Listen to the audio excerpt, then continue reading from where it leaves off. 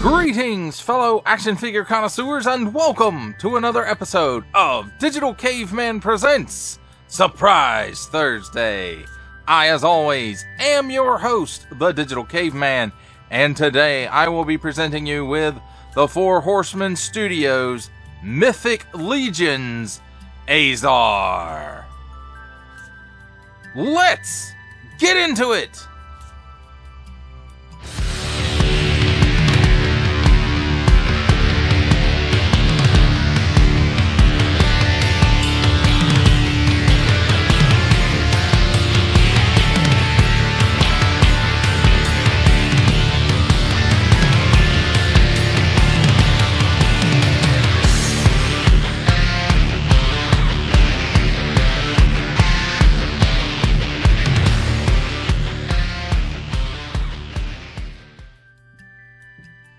Let's start things off with a look at the packaging. And here on the top, we've got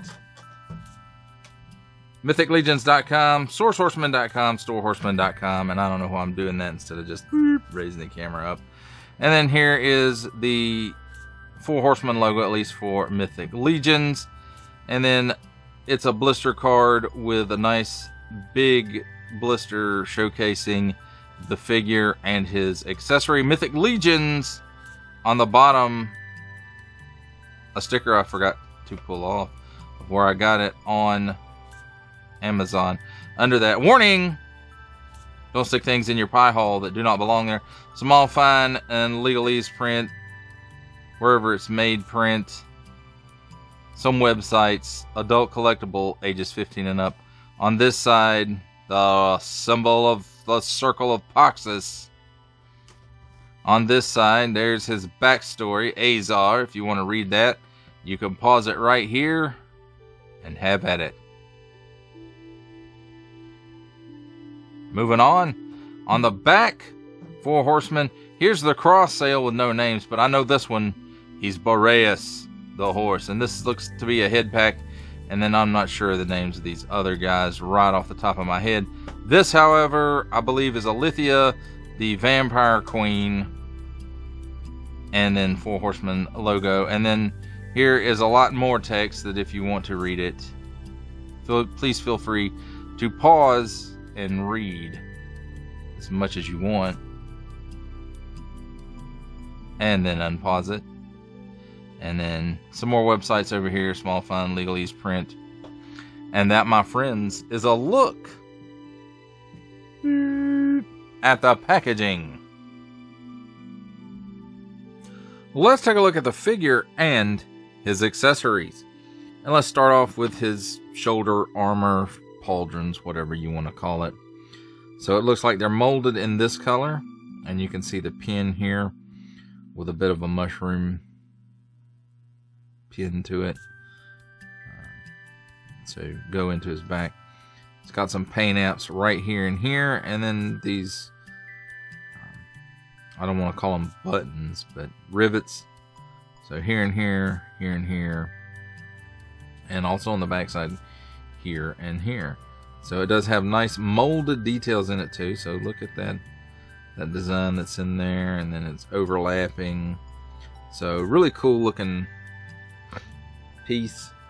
Then this one is, pretty much the same, only for the opposite side. So very cool looking pieces. Probably not the first time, might not even be the first time we've seen those pieces in one of my reviews, but definitely it's reused from somewhere for the most part.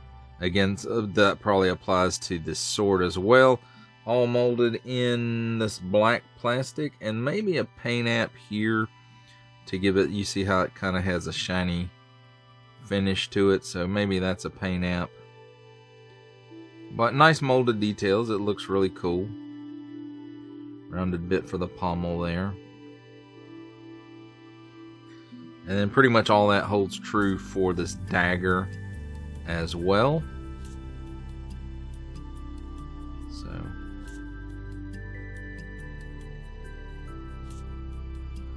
Nice bits there. And then he also has this spear, which I know I've seen before. One of the knights that I reviewed had this. Maybe both of them had this spear, but theirs were silver or gunmetal or something like that. So there's the end of it, the dangerous end of it, and you can see the molded details in there. And it looks like it has a paint app on it because it's a little bit shinier than the pole part, in which there's really not any details on that. It's rather detailless, so it's not wooden. So there we have that again. So really cool looking. Now the last accessory is already on the figure because I had put it on here and I didn't feel like pulling it off. But there's several ways. This belt is a sword belt, and there's several ways you can put it on. You can put them on diagonally this way or diagonally this way if you want to. It just didn't work very well to me with the shoulder pauldrons on, and that's how I want to display this guy. So I got it down here around his waist, and it does have a strap or a slot in there, I guess you could say. You can put the sword or you can put the dagger. I don't think you can put both of them at the same time. So let's take a look at the figure. And you know, I want to say it's molded in this color, but I keep getting flecks of paint, or maybe it's plastic, down here on my green screen every time I put this guy up here. So I can't tell you exactly what's the paint and what's not.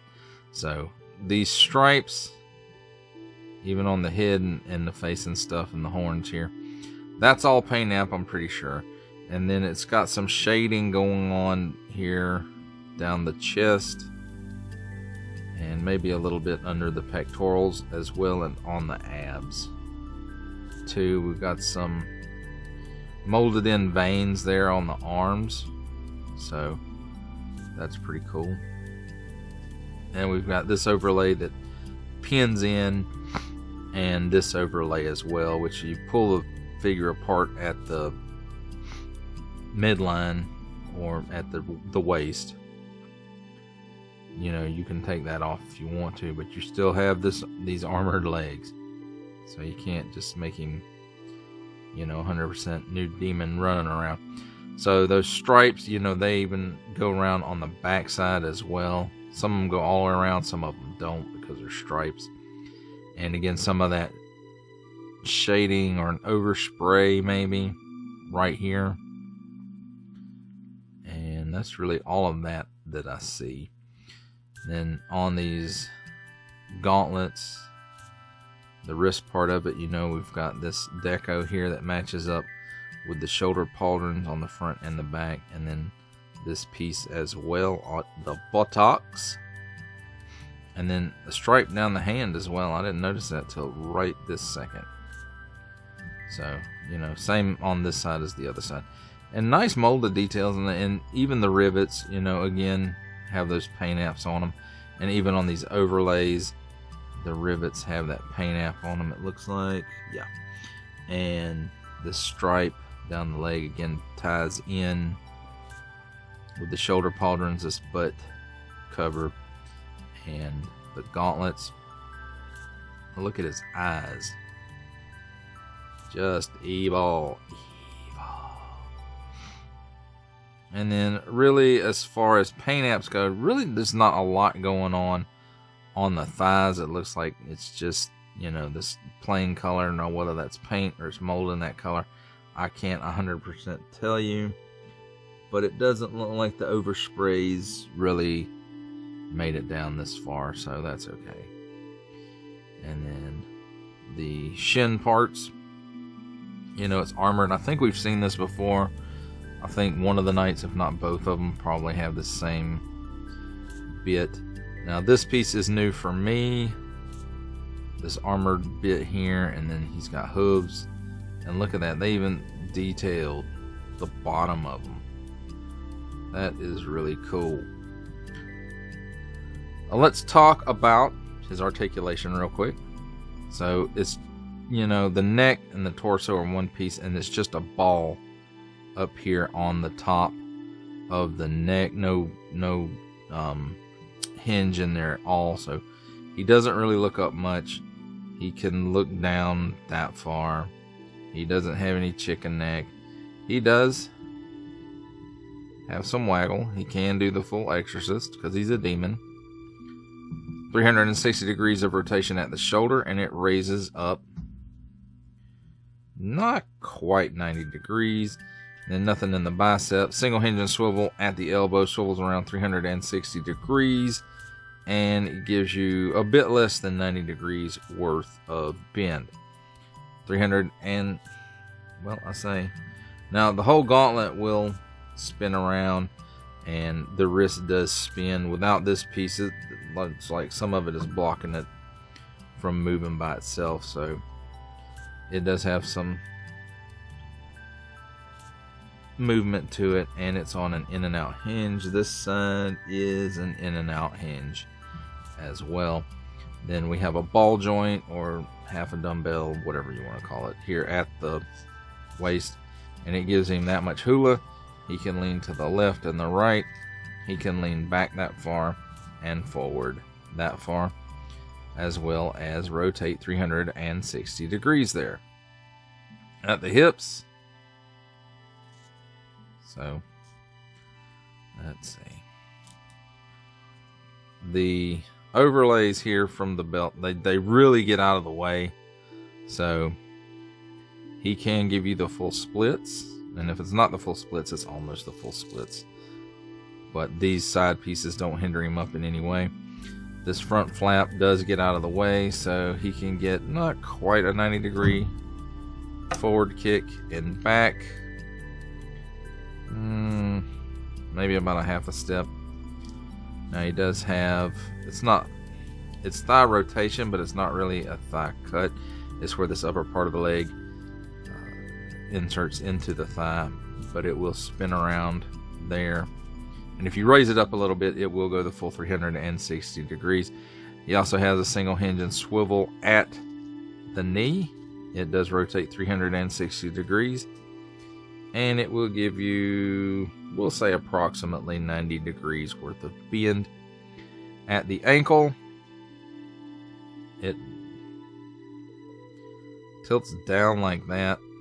It tilts up a little bit more, and it does have a pin for rocker in there as well.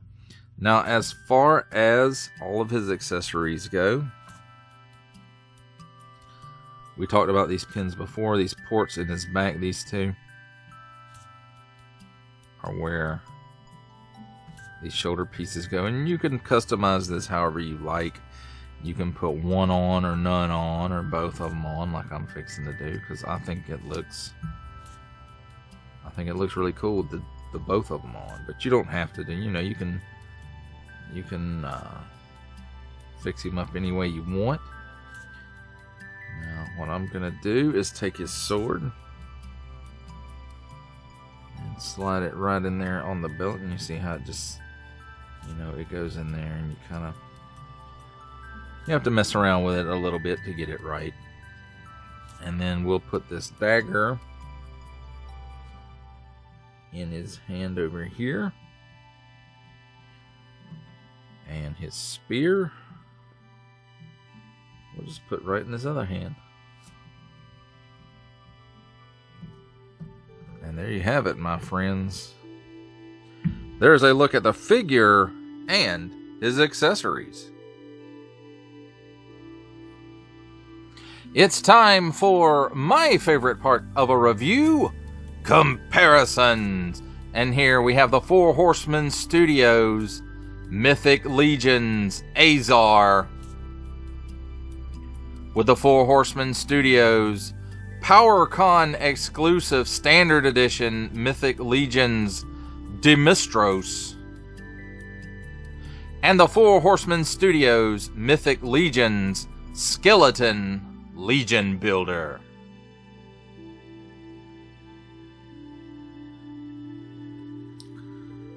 For our last set of comparisons, here we have the Four Horsemen Studios Mythic Legions Azhar, with from the Marvel Legends series making his cameo appearance, Stan the Man Lee.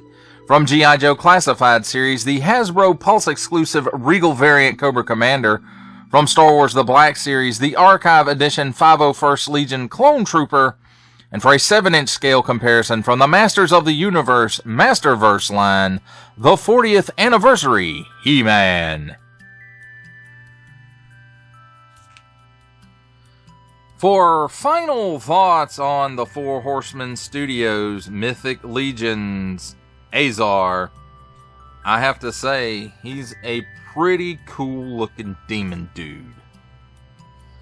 And I really like the bright colors of this one. I want to get his brother, the blue one, and then I want to get the ogre-sized, ogre-class figure that's the red one, that's this one and the blue one combined together to create their ultimate form. Or something along those lines, I think I read. But I love the paint on this guy. I love the bright colors that contrast with the dark colors. I like the minimal colors on his armor bits, that gold. It just, against that dark, it really helps those details stand out, in my opinion. I like his weapons that he comes with, a dagger, spear, sword. He has a sword belt for it. The shoulder armors. You know, it's just a really cool looking dude. And the only thing that I would really add to this would be if they had some type of flame effect that would sit on top of his head between his horns. I think that would be really, really cool. But that may, you know, infringe on some other intellectual properties. So maybe that's why they didn't do it. But I think it would be really cool. And that's why I did that in my thumbnail. If you check that out, you can notice that he does have a, you know, an added on flame effect, a Photoshop, if you want to call it that. Flame effect, you know, on his head. So I just thought that was really cool. You know. But that's just me. Your mileage may vary. You might not even like this guy. I don't know. But I thought he was cool. And, you know, I can use him in multiple bits. You know, he could be used in Star Wars. He can be used in Marvel Legends. He could be used in, maybe to a lesser extent, DC Multiverse. But regardless, he's really cool. At least to me. And I like it. I'm glad that I got it. And I'm hoping for a reissue of his brother, the blue demon. I can't remember. Azhar. I don't know. Yeah, I have enough problems with the names of these guys as it is. So, but I like it. I hope you liked it. And that does it for the review. I hope you enjoyed it. I enjoyed making it. Only support from viewers like you make this programming possible. Each view does count, and I do appreciate each and every single view I receive. Thank you, and thank you so very, very much for supporting this channel through viewing. If you are interested in supporting my channel further, I'm now offering memberships at various tiers. Click the join button on my YouTube page, or check this video's description for the link and see if any membership offers are right for you, but only if you are in a position to do so. Comment below, like, share, subscribe if you would like to see more content or just help the channel grow, or both. That's even better.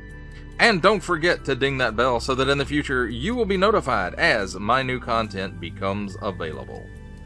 That's a wrap, folks. I'll see you next time.